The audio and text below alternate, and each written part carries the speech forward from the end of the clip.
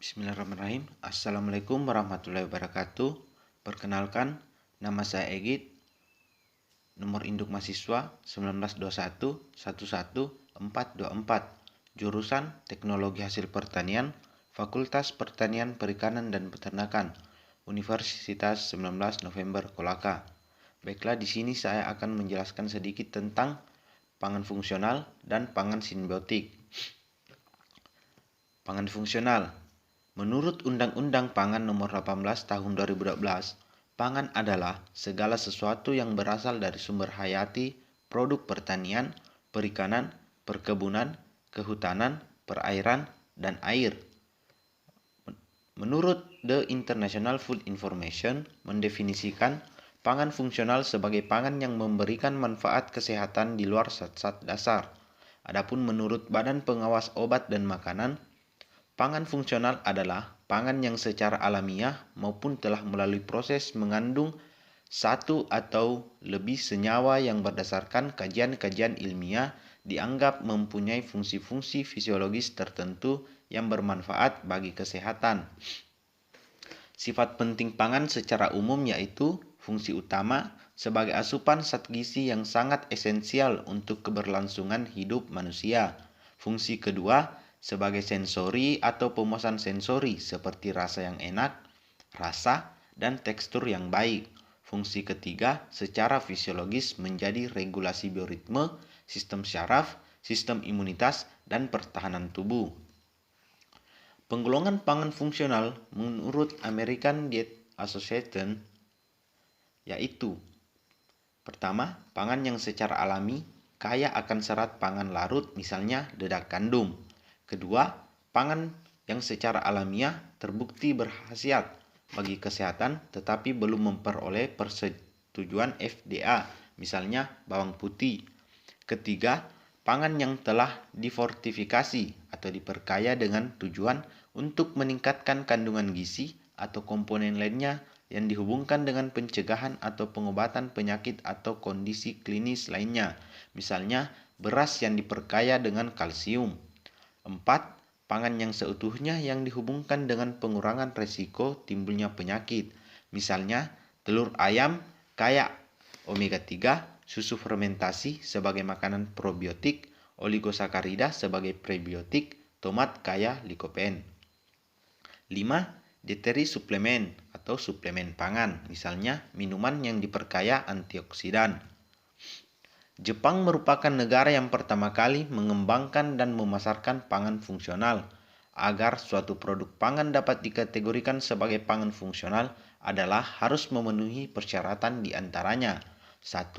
Produk tersebut harus merupakan produk pangan, bukan berbentuk kapsul, tablet, atau bubuk, yang berasal dari bahan alami. 2.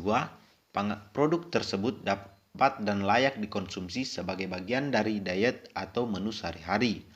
3. Produk tersebut mempunyai fungsi tertentu pada saat dicerna, serta dapat memberikan peran tertentu dalam proses tubuh, seperti memperkuat mekanisme pertahanan tubuh, mencegah penyakit tertentu, misalnya kardiovaskular, kanker, dan lain-lain, membantu mengembalikan kondisi tubuh setelah sakit tertentu, menjaga kondisi fisik dan mental, serta memperlambat proses penuaan.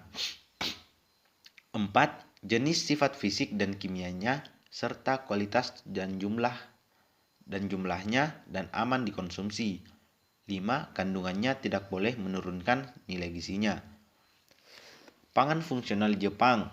Di Jepang, Kementerian Kesehatan, Pekerjaan, dan Kesejahteraan menyatakan bahwa suatu pangan bisa disebut sebagai pangan fungsional jika memiliki kriteria sebagai berikut.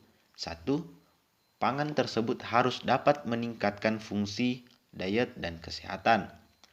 2. Nilai positif gizi dan kesehatan harus terbukti kuat dengan hasil penelitian secara empiris.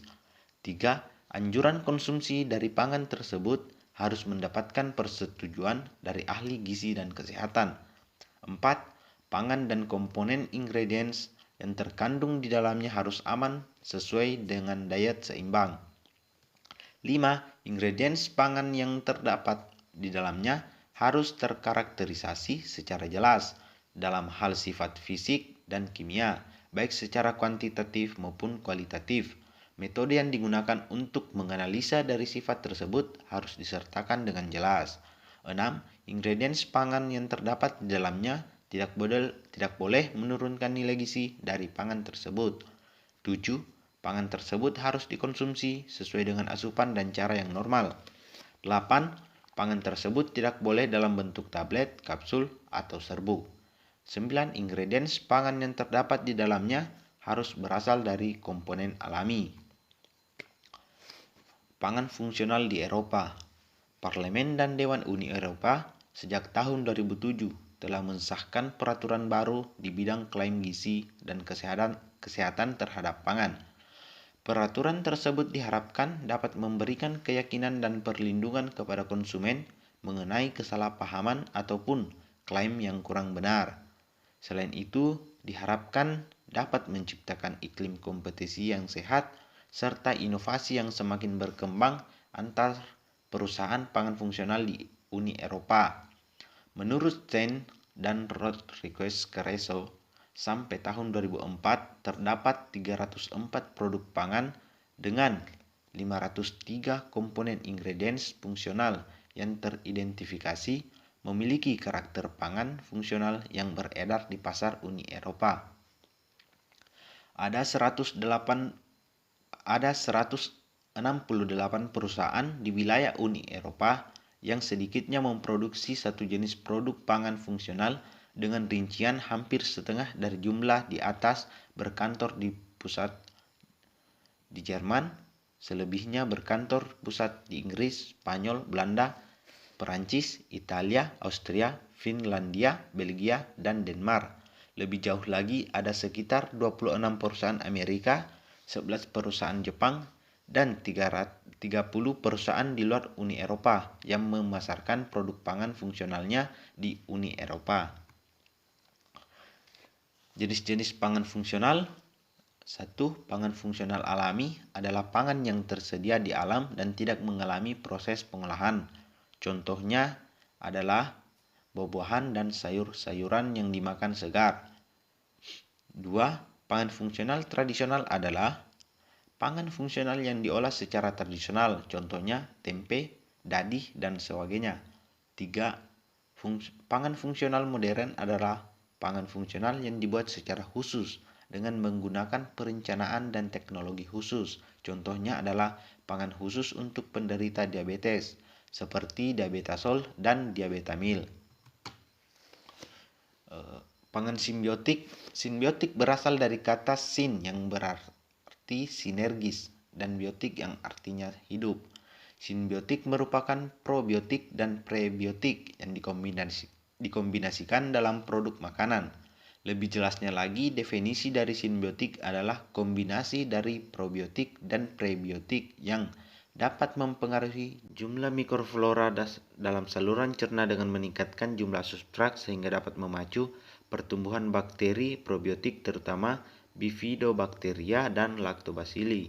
Pangan simbiotik berarti bahan makanan yang mengandung baik probiotik dan prebiotik yang bermanfaat mempengaruhi induk semang dengan meningkatkan kelangsungan hidup dan implantasi suplemen diet untuk mikroba hidup di saluran pencernaan dengan secara selektif merangsang pertumbuhan dan mengaktifkan metabolisme sejumlah bakteri tertentu yang dapat memicu kesehatan sehingga juga dapat meningkatkan kesehatan induk semang. Manfaat pangan simbiotik. 1. Peningkatan pertumbuhan. 2. Peningkatan sistem imun. 3. Meningkatkan kesehatan saluran pencernaan. 4. Mencegah alergi. 5. Mencegah kanker kolon. Contoh produk pangan simbiotik. 1. Seafood. 2. Es krim. 3. Tahu simbiotik. 4. Minuman cincau hijau. 5. Minuman sukun. 6. Minuman kacang koro pedang. 7. Minuman kedelai hitam. Baiklah, mungkin sekian dari saya. Akhir kata, wabillahi taufiq wal hidayah. Assalamualaikum warahmatullahi wabarakatuh.